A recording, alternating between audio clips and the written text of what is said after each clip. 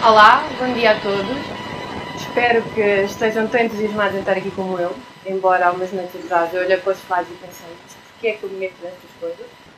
Mas agora que estou aqui estou bastante entusiasmada, os americanos são sempre um espaço ótimo para conhecer pessoas com os mesmos interesses que nós e nos divertir. E aprender umas coisas pelo caminho. O título da minha apresentação é 3 hábitos de pessoas altamente ineficientes, os clientes.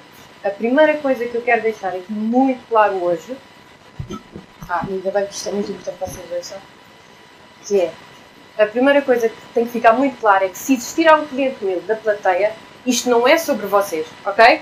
Não é mesmo. Okay.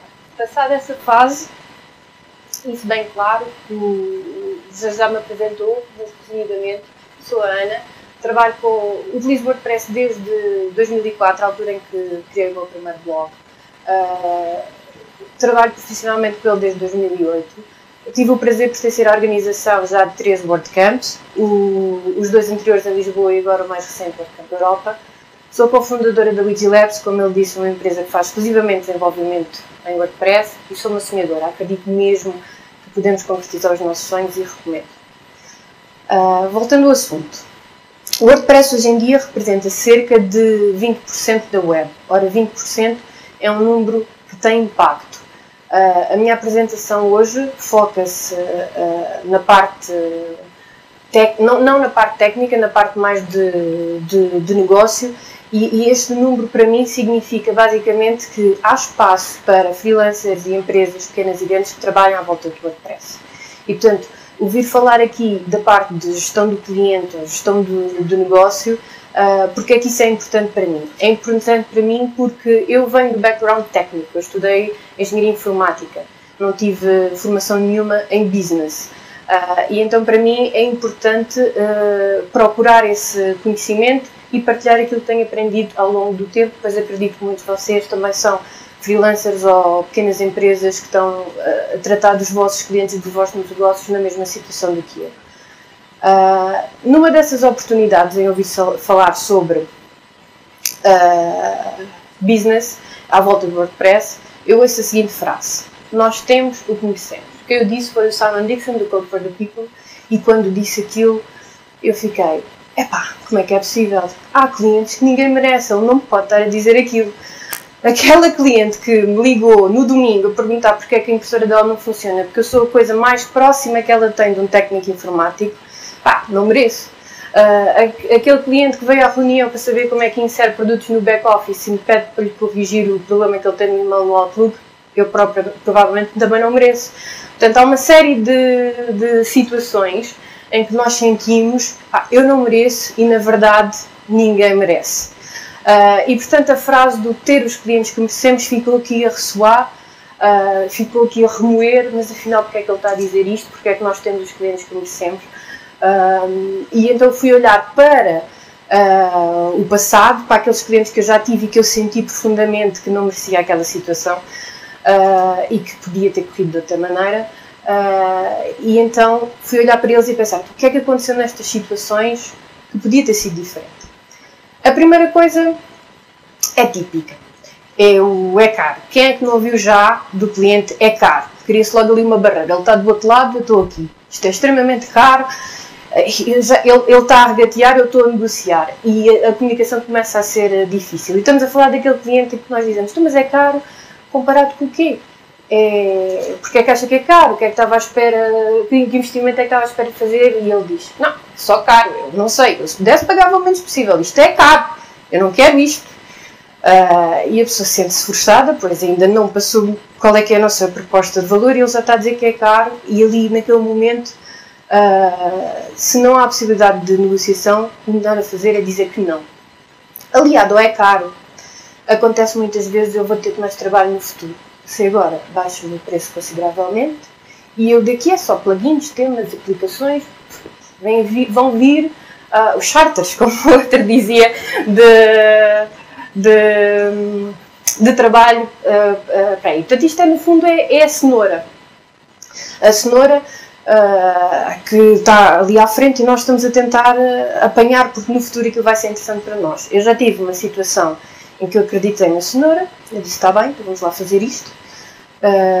o cliente tipicamente é chato, insiste, pede muitas coisas e não tem bem noção que aquilo foi ajustado para as necessidades dele. E lá à frente, com esta cliente em particular, quando eu a confrontei com a senhora, eu disse: ok, então qual é o esforço que está a fazer para que eu tenha agora a recompensa? E ela disse: mas é que eu não podia ter prometido isso. Ela não podia ter prometido. Obviamente que ela não podia ter prometido e eu nunca devia ter aceito. É a regra número 1. O preço é difícil, mas o preço tem uma coisa boa. O preço acontece sempre no início do projeto. E, portanto, é a oportunidade que nós temos de negociar com eles e chegar a uma situação que seja win-win para os dois lados. Se é win-win, ok, vamos avançar. Se não é, então eu tenho que ter a lata e dizer: não, eu agradeço muito, mas eu não estou interessado neste projeto. Aprender a dizer que não é fundamental. Se o preço acontece no início, a falta de preparação, o vou enviar. Normalmente os conteúdos acontece durante e, portanto, é preciso outro tipo de gestão. Quando nós falamos com o cliente e dizemos: ok, eu vou precisar destes conteúdos, é importante eu ter pelo menos uns conteúdos tipo para montar o site, não quero fazer isto com o Loro Y, depois quando meter lá coisas reais não faz sentido o design que eu apresentei. Portanto, tenta-se passar essa mensagem, pede os conteúdos, marca-se uma data. E passou uma semana, os conteúdos não vieram, passaram 2, os conteúdos não vieram e continuam a não vir. Aqui, no fundo, a única resposta que eu tenho a este problema é insistir. Explica-se a importância e insiste. Marca-se datas para que exista uma coisa, para que se possa depois confrontar. Não, o que tínhamos acordado era esta data. E insiste até conseguir ter aquilo que é importante. Porque, na verdade, quando eles não mandam, o que eu honestamente sinto é que eles não estão a dar valor ao trabalho que eu estou a fazer. Eu estou a empenhar-me a fazer aquilo e eles vão fazer outras coisas e eu que me desenrasco porque aquilo não é de veras importante. Eu sentir isso afeta-me, a minha motivação, o meu empenho naquele trabalho e, consequentemente, o resultado final. Outra coisa que acontece com alguma frequência e tipicamente no final dos projetos é aquela atitude de que eu é que pago, eu é que sei. É normal que aconteça no final, porque é quando se começa a ver o conceito aplicado na prática e é quando eles começam a pensar: isto está mesmo a acontecer, isto vai ter este aspecto e eu ao final crio o background cor-de-rosa porque eu vendo pneus, mas o background, eu gosto de cor-de-rosa, então deve ser cor-de-rosa. E como essa existem imensas outras questões que nos são pedidas no final do projeto, quando a gente já está a pensar no próximo, e que criam uma certa frustração e que nós temos que saber lidar com ela. Aqui a minha estratégia é mostrar o sinal stop. Nós temos que, de uma forma educada, e pelo menos é o que eu tenho que fazer, dizer-lhe: eu é que fui contratada para fazer este serviço. Eu é que sei. O senhor sabe vender pneus e eu sei disto, portanto confia em mim que o resultado vai ser bom. Às vezes corre bem, outras vezes não. Às vezes eles cedem, outras vezes não cedem. Também é preciso aceitar isso e não ficar ali agarrado àquela ideia ou àquele conceito. No fundo é aquela questão de: eu não vou ao mecânico e digo: olha, eu quero que mude os filtros do carro. Eu não percebo muito de carros, portanto não é uma boa analogia, mas ou arranja a cabeça do motor. Enquanto que, na verdade, eu vou ao mecânico e digo: o meu carro faz este barulho muito esquisito, pode arranjar. E, portanto, ele sabe, ele é um especialista, ele vai tratar disso.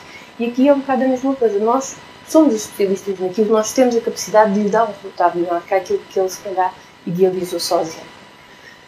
Quando uma destas coisas acontece, o que eu sinto que me está a acontecer é: eu estou no caminho errado. Eu fiz alguma coisa de mal para que isto tudo me tenha acontecido. Eu não geri bem a coisa. Há de certeza uma melhor maneira de fazer isto e lá vem daquela questão de: eu não mereço esta situação. E então, voltando à questão de merecer ou não merecer os clientes que temos, eu fui olhar para estes projetos e pensei: então, afinal, a cada um destes projetos, o que é que eu observo? E observei que eu estava preocupada com uma das seguintes coisas. Eu estava preocupada com a tecnologia e a funcionalidade. Eu, por exemplo, tinha saído uma nova biblioteca JavaScript e eu queria usar aquilo no próximo projeto porque aquilo é muito giro e eu gostava de implementar aquela coisa porque estou entusiasmada com aquilo e não pensei que será que aquilo serve para o propósito do cliente, arranjei maneira de lá encaixar. Ou estou preocupada com o preço porque não negociei bem à partida e então já não tenho budget, já não tenho tempo, então começo a tomar decisões de isto está perfeito ou isto está bom. Vou mais além ou fico por aqui? Será que ele aceita isto ou será que era mais ir ter não sei o quê? Então começo a fazer estas decisões que nem sempre são positivas para o resultado final. Ou então estive focada no aspecto. Passei 3 semanas a estudar os temas de curso. Aqui os designers, que me desculpem, eu sou programadora, portanto se calhar vocês têm uma outra opinião sobre isto. Ou 3 semanas à espera de inspiração, ou o que for, e na verdade não estou focada, estou focada em tudo menos naquilo que o cliente precisa. Então a pergunta que se coloca é: onde é que está o foco? Então onde é que, em vez de eu estar focada naqueles pontos todos que eu à partida não precisava, ou melhor, que eu achava que eram extremamente importantes, onde é que eu vou colocar o meu foco? A minha resposta a esta questão é simples e complexa ao mesmo tempo. Eu acredito que nós devemos colocar o nosso foco em criar o maior valor possível ao nosso cliente, em ir mais além, em fazer tudo o que está ao nosso alcance para que o resultado final sirva a necessidade dele.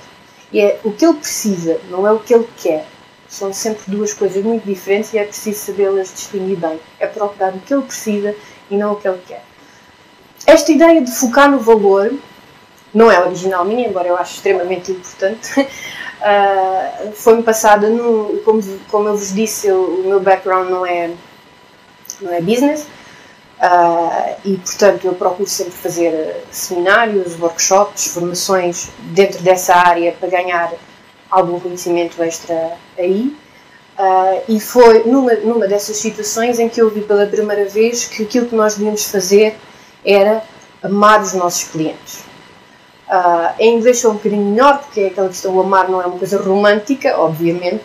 É love your clients, you got to love your clients. E então, ok, então como é que se faz essa parte? Como é que fazemos essa mudança? Da minha experiência, é quase uma mudança de paradigma.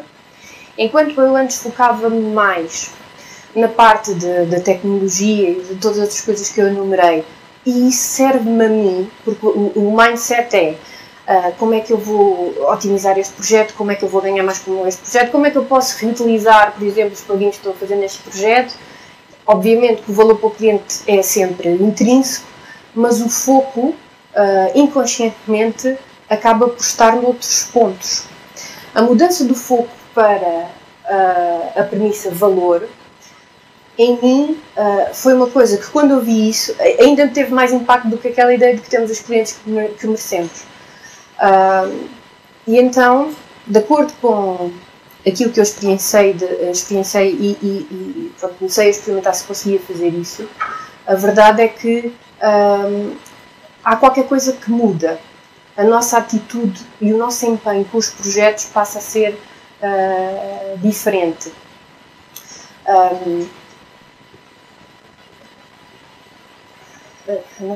Passa a ser diferente.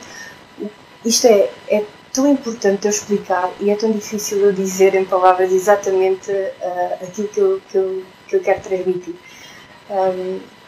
Quando isso acontece, quando há essa mudança, o próprio cliente também se apercebe. Apercebe-se que nós estamos empenhados em criar um produto ou um serviço para ele que tem o valor que ele precisa. E a comunicação e a gestão e a relação que se tem com ele muda. E, portanto, é muito mais fácil ajustar e trabalhar com ele de outra forma. Agora, como é que nós criamos esse valor?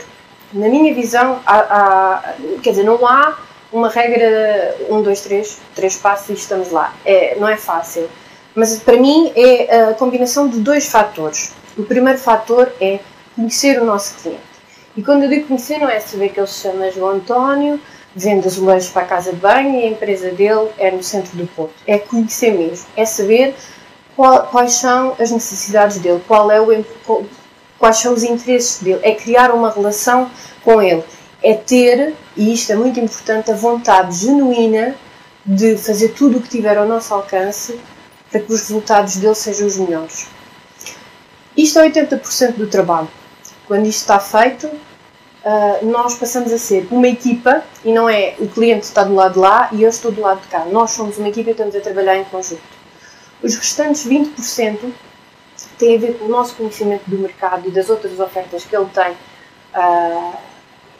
à volta, comparadas com a nossa, e saber fazer a nossa oferta e o nosso valor ser extremamente significativo para ele em comparação com o que já existe no mercado e com o que está ali.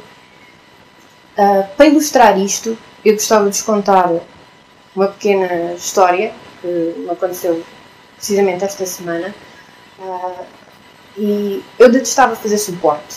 Era das coisas que eu mais detestava fazer. Nós na Wigilabs temos um template para conferências que vendemos 2 pacotes com suporte ou só o tema sem suporte. Mas aquilo tem um tutorial e eu confesso que me irritava profundamente quando eles me mandavam perguntas que estavam escritas no tutorial. Eu li o tutorial, isto não tem dificuldade nenhuma, isto é quase um no-brainer para fazer o setup, não percebo. Então custava-me imenso a parte do suporte. Quando passou a haver esta ideia de que eu me devia focar no valor, eu passei a adorar fazer suporte.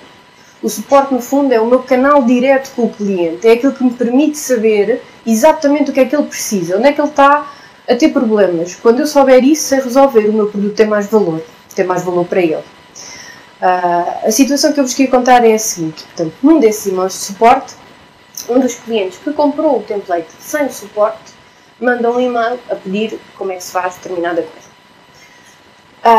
Ao fim de umas 2 horas, que ele não teve resposta logo imediatamente, manda outro e-mail a ameaçar que vai pedir um refund. Ora, o meu primeiro instinto a isto é: vai, pede o refund à vontade, não compraste o suporte, para lá saber. É instintivo. É a primeira coisa que eu penso. E depois penso: não, Ana, foca-te no valor. Então, em vez de escrever este e-mail, volta atrás, apaga as primeiras linhas, vamos lá fazer isto de outra maneira. Então, mando-lhe um e-mail a dizer: senhor caro, tal, tenho todo o interesse em que a sua conferência seja um sucesso, estou completamente empenhada em fazer tudo ao meu alcance para ajudar a fazer o setup do site, embora não tenha adquirido o pacote de suporte. Quais são as suas dúvidas? Ao fim de umas horas, ele manda-me um e-mail a dizer: eu não tinha percebido que não tinha adquirido o suporte, mas pronto, isto é muito importante para nós, agradeço o discurso mudou logo. O discurso foi completamente diferente. A partir daí trocámos alguns e-mails, coisas que ele podia ter visto no tutorial, mas que não foi ver. Mas eu respondi, ensinei-lhe como é que se fazia, e o último e-mail dele dizia: espetacular, estou super contente, se calhar devia vos contratar, porque eu tenho 5 conferências durante o ano e preciso de um setup diferente, e o que me interessava mesmo era uma solução com durabilidade e por aí fora. E eu fiquei: uau, esta cena do valor realmente resulta. Isto realmente há alguns casos, nem sempre nós conseguimos fazer isso. Às vezes há projetos que nós já estão a decorrer e que é difícil ir puxar essas coisas, e na verdade nós temos que pagar contas e temos que saber gerir o projeto. Mas na minha experiência, e aquilo que eu gostava de vos convidar a fazer, é começarem a pensar em como é que vão dar valor àquele cliente e comunicar com ele, conhecê-lo e criar essa relação. E quando isso estiver feito, a questão preço ou a questão de ajuste, por exemplo, do fim de um projeto ou o próprio trabalho futuro acontece. Essa é a minha experiência. Aquilo que eu gostava de convidar a fazer é tentarem fazer a mesma coisa, pelo menos como clientes. Eu ficava contente que tentar e ver o que é que acontece e como é que se sentem, como é que o vosso cliente se sente. E basicamente é isto. Agora, gostava de vos perguntar se há alguma situação com um cliente vosso que vocês gostassem de partilhar, ou se terem perguntas.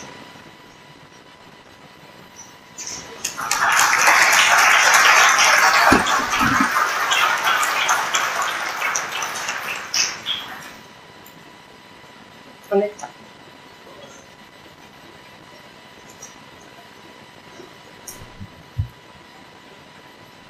Olá. Ana. Som. Ok. Olá.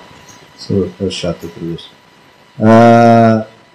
Nós já conversámos um bocado sobre isto no nível pessoal e realmente é uma diferença abismal na relação que se tem com os clientes.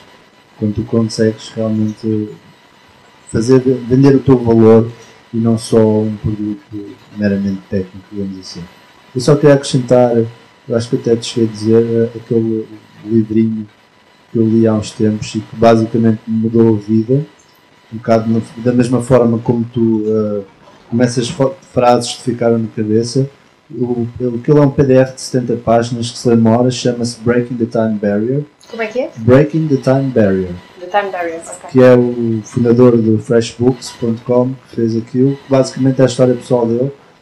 E só para dar um exemplo prático do que é essa consciencialização do valor, ele em determinada altura da mudança de vida dele falou com uma amiga que era uma designer muito conceituada na comunidade dele e ela enumerou dos problemas todos e contou-lhe um exemplo prático em que foi abordada para fazer um facelift a um portal de e-commerce e ela obviamente como boa pessoa dentro da área de business, digamos assim, conseguiu perceber que o problema não era aquele, era outro problema. E então fez um orçamento e um redesign do portal de $100 mil. E ele ficou, mas como é que consegues vender um portal por $100 mil como freelancer? E ela respondeu-lhe uma pergunta, é muito simples. Eu perguntei ao meu cliente quais eram os objetivos dele com este projeto. Os objetivos dele eram aumentar em um ano $1 milhão as vendas do portal. Depois ela perguntou-lhe, se tu pudesses ganhar $1 milhão investindo 100 mil, investias? Claro que sim. Claro que sim. Pronto. É só tentar fazer passar ao cliente o que é que ele poderá ganhar com este valor extra que nós acrescentamos e com esta relação. Precisamente isso, a questão do preço, muitas vezes há aquela ideia de que o preço é o número de horas que tu estimas com aquele projeto e o teu preço hora. Eu não sou contra que se faça isso, acho que é positivo se fazer para tu teres uma ideia do teu investimento naquele projeto. Agora, o meu conselho e a minha experiência é que nos foquemos no valor que vamos trazer àquele cliente. Nós já tivemos uma situação em que estávamos com uma cliente e ela não achava caro. Estava mesmo naquele ponto em que ela achava caro. E era o único ponto. Ela estava contente com tudo o resto, mas achava caro.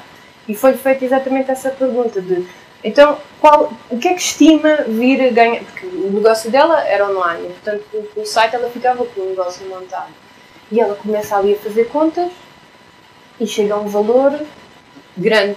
E o nosso valor era, se calhar, 1/10 daquilo, coisa assim, aquilo era o que ela ia ganhar por ano. E nesse momento, eu estou a dizer, então, isto é o investimento que você tem que fazer para chegar a este objetivo. Não é significativo comparado com o potencial do negócio. Resultou? Não resultou, nem sempre resulta. Ela foi por outra proposta. Nem sempre resulta e é preciso aceitar isso. Sim. Aquela tua primeira frase, temos os clientes que conhecemos, eu automaticamente concordei com ela. E acho que acabaste por concordar. Eu concordo com ela, sim, eu concordo com ela, mas foi um choque a primeira vez que eu vi. A sério? Como é que é possível? E lembra-me daqueles todos que me pediram uma série de coisas que nem sequer estavam dentro do scope do... Mas isto é como um ciclo vicioso, não é? É. Ou seja, se entras por processos que não são os que deves tomar, esse cliente vai-te recomendar exatamente por isso. Eu acredito que muitas das vezes nós temos, eu preciso deste projeto novo, mas se tu disseres que não a um que sabes à partida que não é bom para ti, de certeza que é outro melhor que vem aí. Se aceitares o que não é, ficas com o que não presta. Exatamente. É só a diferença. Obrigado. Obrigada. Olá. Olá, Ana. Eu queria só fazer uma pergunta em relação à questão dos valores e daquilo que a gente tem que pensar do nosso cliente. Eu vou ser um bocado o diabo na história. Eu faço também tempos de WordPress com documentação escrita e com a obrigatoriedade, entre aspas, de dar suporte a cada um dos temas. E faço temas numa escala mais global. Ou seja, os meus clientes, entre aspas, podem ser muitos. E tenho um sistema de suporte e recebo muitas dúvidas, algumas daquelas básicas que estão nas primeiras páginas da documentação, várias repetidas, e eu quero te perguntar até que ponto uma pessoa humana, que toda a gente é, até que ponto é que uma pessoa tem que, entre aspas, aguentar para dar suporte, ou tanto valor a tantos clientes, até que ponto é que uma pessoa consegue aguentar isso tudo? Eu percebo a tua pergunta. O suporte é difícil de escalar, não é? Nós temos um produto, pode ser só uma pessoa a fazer esse produto ou duas, e à medida que o volume de tickets aumenta, pode ser difícil gerir. Eu dei o exemplo do suporte, é um exemplo meu, pessoal, de não gostar de fazer suporte e passar a gostar por sentir isso. Acho que o suporte nunca deve ser descuidado, precisamente pelo que eu disse, porque é o teu canal direto com os teus clientes. Até a nossa assinatura muitas vezes é let me know if everything went okay. É mais o que significa, não me chateias mais com isto, mas pronto, para ser simpática eu digo isto no fim. E na verdade, o bom é fazer uma pergunta, é aprender alguma coisa com ele, porque quando tu souberes, quando tu estás a dar suporte, tu aprendes exatamente quais são os problemas que o teu template tem. Quando tu os corrigires, aqueles tickets deixam de existir, a pedir aquela coisa. E portanto, de qualquer maneira, o suporte é difícil de escalar e o meu conselho aí é que tu tens que escolher no que é espetacular. Ou é espetacular no suporte e tens que escalar o teu suporte de pessoas que podem contigo, ou é espetacular na parte do design ou nas funções. Escolhe uma, se calhar não vai dar para ser todas, mas escolhe uma que faça mais sentido para o teu negócio e para o teu tamanho de negócio. Obrigado. Não. Uma questão? Ou temos aqui. Queria só fazer um comentário em relação à pergunta anterior, que é nós com este template das conferências, um dos maiores problemas que tínhamos logo do início, e que respondia a 90% dos nossos pedidos de suporte, era porque nós enviávamos o zip com lá dentro o tema e plugins, porque não era só um tema, era também alguns plugins. E 90% das pessoas não conseguiam instalar aquilo, ou seja, pensavam que aquilo era só um tema, faziam o upload do zip e depois não corria bem. Nós, através do suporte, percebemos isso, mudámos a maneira como fazemos isso e reduzimos 90% dos nossos pedidos de suporte. Portanto, o caminho tem que ser, acho eu, aprender e depois afinar e pôr, se calhar, informação na homepage ou seja onde for, para conseguir reduzir os tipos de suporte, nos carros, mas